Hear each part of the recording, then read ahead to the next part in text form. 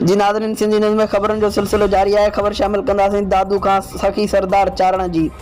दादू सीता जे ॻोठ नओं स्कीमाबाद जे रवासिन केसर खोसो मिसमात रुखसाना खोसो मोहम्मद जुड़ियल मिसमात सनम ज़मीर खोसो मासूम ॿारनि रेहान नदीम मुस्कान दादू प्रेस क्लब ॾाढो एहतिजाजी मुज़ाहिरो प्रेस कॉन्फ्रेंस कंदे चयो त असांजे ॻोठ में 3000 फुट प्लाट ऐं 4 एकड़ ज़मीन मौजूदु आहे, जिते ॻोठ जा 72 ख़ादिम रज़ाक ज़ुल्फ़कार खोसो ज़ाहिद खोसो ऐं ॿिया ज़बरदस्ती असांजे घर में हथियार खणी दाख़िल थी ॻोठ मां लॾण जूं धमकियूं ॾेई रहिया आहिनि।